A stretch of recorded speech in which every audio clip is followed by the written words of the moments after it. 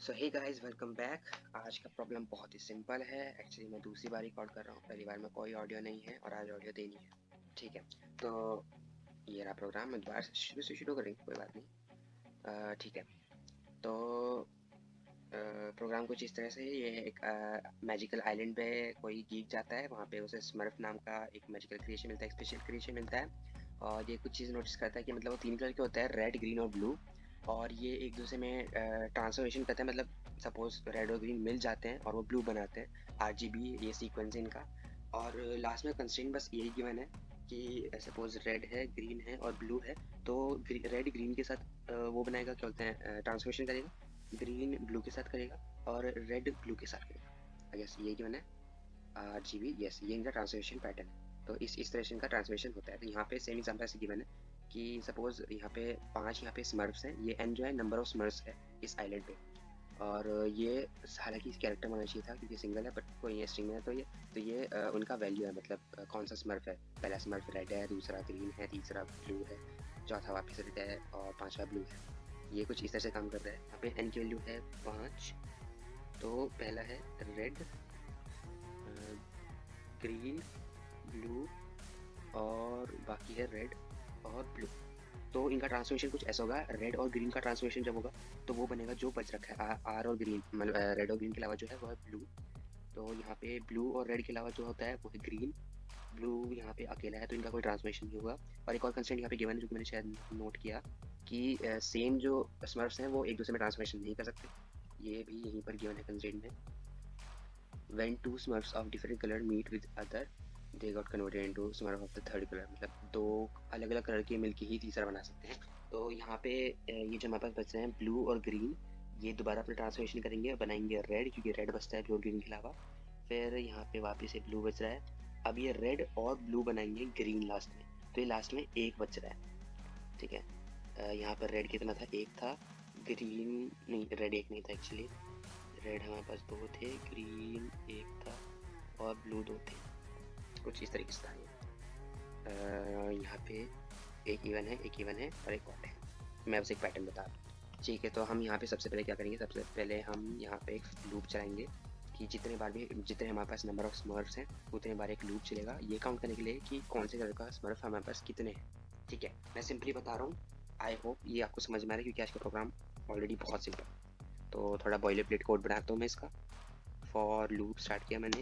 Integer value एक आई, एक loop variable आई है जिसे मैं 0 से स्टार्ट कर रहा हूँ और ये चलेगा n times I is less than n, मतलब 5 से छोटा है। 0 1 2 3 4 तक चलेगा, 5 इज नॉट लेस देन 5, तो वहाँ पे वो वैल्यू फॉल्स आ जाएगी।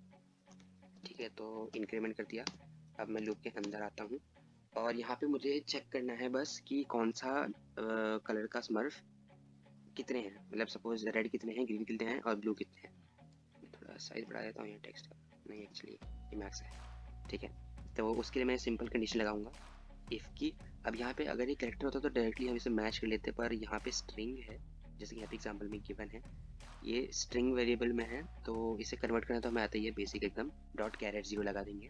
ठीक है, तो अगर इफ के अंदर आ गया तो ए, हमारे पास जो एरे है ये स्ट्रिंग एरे ए की ith इंडेक्स पे, क्योंकि ये आई टाइम्स चल रहा है, तो ए के ith इंडेक्स पे डॉट कैर एट 0, या ए के ith इंडेक्स पे जो स्ट्रिंग है उसका 0th इंडेक्स का कैरेक्टर, ये इस पूरी लाइन का मतलब कि उसके 0th इंडेक्स का कैरेक्टर जो है अगर इक्वल है रेड, मतलब सॉरी आर के, क्योंकि यहाँ पे ऐसे कैपिटल में ही है तो मैं डायरेक्टली इक्वल करवा रहा हूँ। अगर ये आर के इक्वल है तो यहाँ पे वेरिएबल ले लेता हूँ मैं एक्चुअली इसके लिए। थोड़े काउंटर वेरिएबल कुछ ले लेता हूँ मैं, इंटीजर आर, जी और बी। ये रहा स्मॉल केस में है, काउंटर वेरिएबल याद करेंगे। ठीक है, तो यहाँ पे मैं रेड है तो आर की वैल्यू बढ़ा देता हूँ, प्लस प्लस इंक्रीमेंट हो जाएगा एक बार। अब सेम चीज़ हम लिखेंगे ग्रीन और ब्लू के लिए भी, तो mainly copy paste but value changes. ठीक है, तो यहाँ पे रेड का आर हटा देंगे, जी और नीचे वाले में बी। यहाँ पे जी वेरिएबल इंक्रीमेंट होगा, यहाँ पे बी वेरिएबल इंक्रीमेंट होगा। तो इस लूप के एंड होने तक हमें पता चल जाएगा कौन से कलर का स्मर्फ कितना हमारे पास है, मतलब रेड कितने हैं, ग्रीन कितने हैं और ब्लू कितने हैं। अब इसके बाद हमें बस कंस्ट्रेंट की कंडीशंस लगानी है।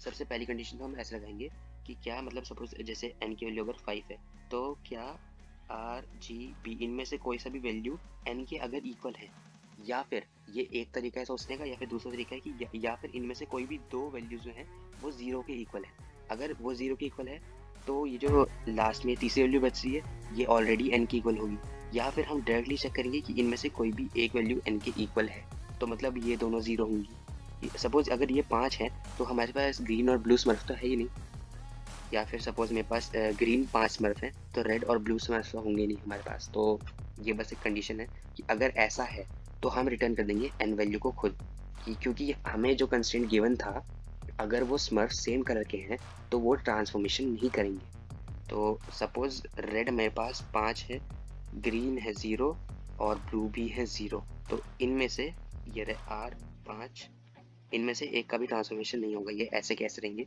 तो हम यहीं पे n को ही रिटर्न कर देंगे। वापस आते हैं यहाँ पर, तो इसी को हम कोड करते हैं कि अगर इनमें से किसी भी दो को 0 होना पड़ेगा या फिर किसी एक को n के इक्वल होना पड़ेगा। अब आप उनमें से कोई सा भी तरीके से लिख सकते हो, मैं n के इक्वल वाले पे लिख रहा हूँ कि अगर r इक्वल है n के, या फिर g इक्वल है n के, या फिर b इक्वल है n के, तब एंटर की जरूरत है नहीं, सिंगल लाइन स्टेटमेंट है तो ना एंटर की जरूरत है ना ही ब्रैकेट की जरूरत है। ठीक है, तो अगर इन तीनों से कोई भी एक कंडीशन रन होती है तो हम रिटर्न कर रहे हैं n की वैल्यू खुद। ये हो गया n रिटर्न। अब अगला कंस्ट्रेंट हम यहाँ पे यूज करेंगे। अगली स्टेट में कुछ ऐसा है कि जैसे मैंने आपको स्टार्टिंग में बताया था इवन और ऑड वाली वैल्यू, उसके हिसाब से है ये। रेड ग्रीन और ब्लू जो तीनों वेरिएबल्स हैं वो तीनों ऑड हैं, तो क्या होगा कि ये सारे ट्रांसफॉर्मेशन करने के बाद में लास्ट में सिर्फ दो स्मर्फ बचेंगे, या फिर वो तीनों इवन होने चाहिए, या तो तीनों ऑड या तीनों इवन। मतलब ये R G और B है। अब इवन और ऑड चेक करने का सिंपल हमारे पास कंडीशन है कि सपोज जो भी वेरिएबल है, सपोज हमारे पास ये R है तो इसको मॉड कर देंगे 2 से और इक्वेट कर देंगे 0 से। अगर ये मॉड इक्वल टू 0 है, कि सपोज ये हालांकि बेसिक है पर फिर भी एक बार बताता हूँ कि सपोज 4 मॉड 2 है इक्वल टू 0 आएगा ही, लाइक ये रहा 2, यहाँ पे 4 हो गया और ये रिमाइंडर 0। तो अगर ये 0 के इक्वल है तो फिर ये एक इवन नंबर है, कुछ इस तरीके से चलता है, बेसिकली करनी चाहिए साथ साथ। ठीक है, तो अगर ये एक इवन है या फिर ये एक ऑड वैल्यू है।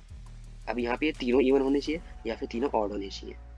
अब वही चीज़ हम यहाँ पे कोड करने वाले हैं। अगर ऐसा है तो लास्ट में सिर्फ दो स्मर्फ निकलेंगे। R mod 2 equals to 0 and R mod 2 equals to 0। Actually R नहीं, सॉरी दो बार R लिख दिया। G रेड इवन है, ग्रीन इवन है और ब्लू भी इवन है।